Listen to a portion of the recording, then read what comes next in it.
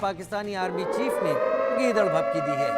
Asim Munir general ने भारत को गीदड़ भभकी दी और क्या कहा, जहर उगला है भारत के लिए। कोई नई बात नहीं है भारत के लिए जहर उगलना, लेकिन कश्मीर के लिए 10 युद्ध लड़ने को वो तैयार हैं। कभी भी कश्मीर पर मुद्दे पर पीछे हटने को तैयार नहीं हैं। भारत की ताकत से पाकिस्तान न डरा है और न ही आगे घबराएगा। कोई बात नहीं, ठीक है, हिम्मत बनाए रखनी चाहिए, लेकिन पिछला जो हाल हुआ उसे भूलना नहीं चाहिए। और जनरल असीम मुनीर ने खैर मौका देखते हुए भारत को ये धमकी दी है, और ये धमकी पिछले कुछ दिनों से, जब से बांग्लादेश में कुछ ज़्यादा ही दौरे होने लगे हैं पाकिस्तानी जनरलों के, तब से कुछ ज़्यादा ही ये धमकी तेज़ी लिए हुए दिखाई पड़ रही है। तो भारत की ताकत से पाकिस्तान न डरा है और ना ही आगे घबराएगा। जनरल असीम मुनीर ने धमकी दी है। अब जनरल असीम मुनीर के पास ये ताकत अचानक कहां से आ गई? क्या मोहम्मद यूनुस जनरल असीम मुनीर को वो प्लेटफॉर्म और वो बैटल ग्राउंड देने को तैयार हो गए हैं जहां से भारत पर पाकिस्तान एक और फ्रंट से आतंकवाद चालू कर सकता है, आतंकवादियों को भेज सकता है? क्या ये वो दम है जो आवाज़ में गूंजता हुआ दिखाई पड़ रहा है, या फिर इसके अलावा और कोई बात है? लेकिन ये जाहिर सी बात है, पाकिस्तान अपने बंदों को, अपने नागरिकों को चाहे आटा न दे पाए, बेहतर ज़रूरतें न दे पाए, बेहतर लाइफस्टाइल न दे पाए, लेकिन कश्मीर उसकी शाहरग था, है और रहेगा, चाहे भूखे क्यों ना मरना पड़े।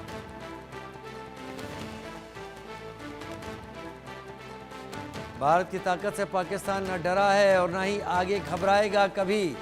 बेहतर बात है, एक सेना के जनरल को इस तरह की लैंग्वेज बोलनी चाहिए, क्योंकि अगर वो ये नहीं बोलेगा तो उसकी बाकी आर्मी का क्या हाल होगा। लेकिन बड़ी बात यहाँ पर यह है कि बाकी आर्मी तो टीटीपी और बीएलए से पिट कर पीछे भाग रही है।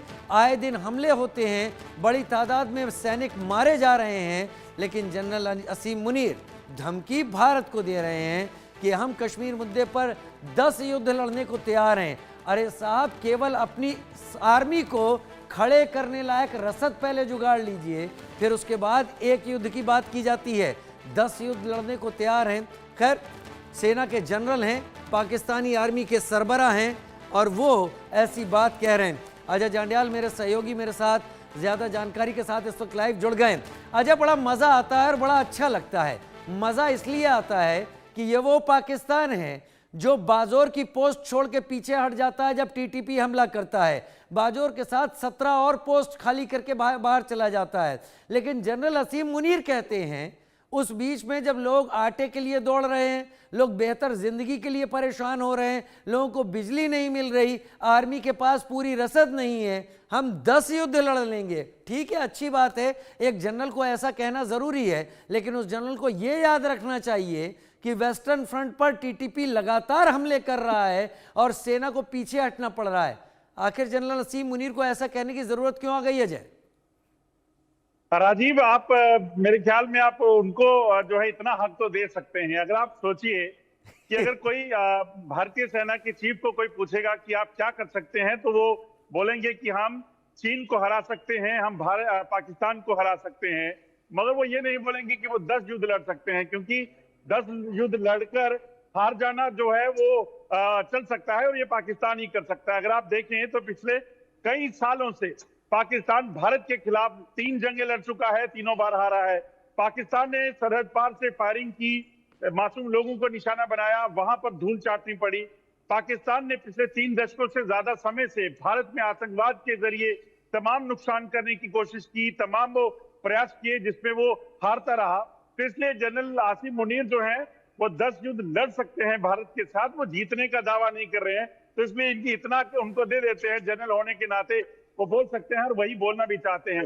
मगर जो आप कह रहे हैं, सच्चाई दुनिया देख रही है कि वो छोटा सा टीटीपी खैबर पख्तूनख्वा में उठा, जिसे एक आतंकी संगठन पाकिस्तान ने बनाया, अफगानिस्तान में भेजा कि आप तालिबान की तरफ से अमेरिकन फोर्सेस के साथ लड़िए, वो वहां पर लड़े, और उसके बाद जब वापस लौटे तो आकर पाकिस्तान के खिलाफ मोर्चा खोला, और उसके बाद से आज पाकिस्तान में पिछले 1 साल में लगभग 1500 सैनिक मारे जा चुके हैं।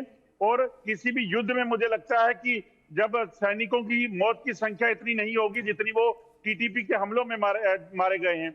बलूचिस्तान के खिलाफ पाकिस्तान पिछले 3 महीने से ऐलान किए हुए है कि वो एक उनके खिलाफ बड़ा ऑपरेशन शुरू कर रहे हैं।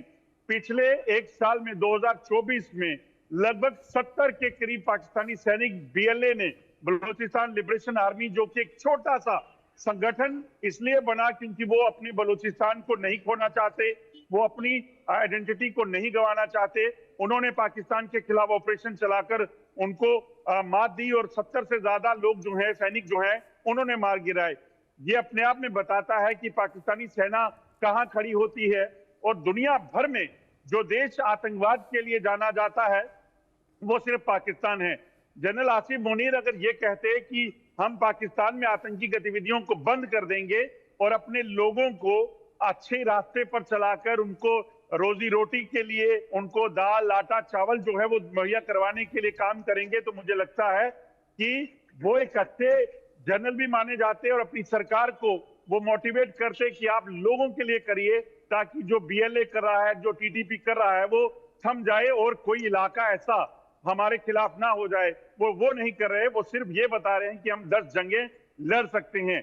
जंग लड़ना और जंग जीतना दोनों एक अलग चीजें हैं और पाकिस्तान जंग लड़ने के लिए माहिर है। मुझे लगता है कि पाकिस्तान उन देशों में शुमार करता है जिसने सबसे ज्यादा जंगें लड़ी होंगी मगर हारी हैं। और अगर वही देश, अगर भारत में किसी को कुछ करना होता तो भारत कहता कि हम उस देश को, जिस भी देश के दुश्मन की बात है, तो उसको हरा सकते हैं। वो दावा पाकिस्तान के जनरल भी नहीं कर सकते और पाकिस्तान की सरकार भी नहीं कर सकती। नहीं, इससे पहले के जनरल बाजवा ने भी कुछ ऐसा ही कहा था कि कश्मीर हमारी शाहरग है, लेकिन उसके बाद उनका कुछ पता नहीं है फिलहाल तो। और उसके बाद भारत ने 2 सर्जिकल स्ट्राइक भी कर दिए हैं जिससे बौखलाया तो पाकिस्तान है, लेकिन कश्मीर के मुद्दे पर पीछे नहीं हटेंगे, 10 जंगें लड़ेंगे। अच्छा अजय, ये बताइए, जम्मू से ज्यादा दूर रावलपिंडी नहीं है, हालांकि इंटरनेशनल बॉर्डर बीच में आता है। जम्मू में गर्मी के क्या हाल हैं? क्या गर्मी ज्यादा बढ़ गई है जो रावलपिंडी में दिमाग पे ज्यादा चढ़ रही है? देखिए, दरअसल हो क्या रहा है कि पाकिस्तान में अगर हालात अगर आप देखें तो लगातार बद से बदतर होते जा रही हैं। अब किसी ना किसी तरीके से दुनिया से मुंह छुपाने के लिए उन्हें कोई कोना चाहिए है, कोई ऐसा मसला चाहिए है जिसे दुनिया भर में उठा सके। एक तरफ जम्मू कश्मीर में और भारत में तमाम पाकिस्तान की कोशिशें नाकाम हुई। पाकिस्तान आतंकवाद को लेकर जब दुनिया में घिरने लगा तो पाकिस्तान ने अब एक नया पैंतरा अपनाया कि वो विक्टिम कार्ड फिर से खेलने का प्रयास कर रहा है। टीटीपी और बलूचिस्तान में बीएलए ने पाकिस्तान की बुरी हाल कर रखी है, तो कहीं ना कहीं पाकिस्तानी सेना ने सोचा होगा कि एक बार फिर से रावलपिंडी को एक्टिवेट किया जाए, हिजबुल मुजाहिदीन, लश्कर तोयबा जैसे मोहम्मद को एक्टिवेट किया जाए, ताकि एक बार फिर से कश्मीर मुद्दे को भुनाया जाए। क्योंकि ट्रंप के आने के बाद जो भारत की नजदीकियां या प्रधानमंत्री मोदी की नजदीकियां भारत ट्रंप के साथ हैं, उसके बाद जो सैंक्शंस चीन पर लगी हैं, पाकिस्तान को ये खतरा मंडराने लगा कि पाकिस्तान का क्या होगा अगर चीन को नहीं बख्श रहे ट्रंप, तो पाकिस्तान का क्या हाल होगा। तो शायद इसी वजह से उन्होंने फिर से एक बार जो भारत को डराने के लिए भारत के खिलाफ प्रोपेगेंडा शुरू कर दिया है और कश्मीर मुद्दे को उठाने का प्रयास उनकी तरफ से किया जा रहा है। मगर मुझे लगता नहीं इसमें कोई बड़ा फायदा होगा, बल्कि पाकिस्तान एक बार फिर से एक्सपोज हो जाएगा उस हमास पर जिसने इजराइल में आकर हमला किया। उसको एक प्लेटफॉर्म आप उस पर बिठा रहे हैं जो कि भारत के खिलाफ है, जिस पर जैश और लश्कर के आतंकी खड़े हैं और लगातार जहर उगल रहे हैं भारत के खिलाफ। वो अपने आप में बताता है कि पाकिस्तान अपनी जो माइंडसेट है, मानसिकता है आतंक की, उसको नहीं छोड़ सकता। वो अपने लोगों का भला नहीं चाहेगा, बल्कि उन्हें भारत में, जम्मू कश्मीर में भेजकर उसी तरीके से आतंकवादी रास्ते पर चलेगा और उसमें मारा जाएगा।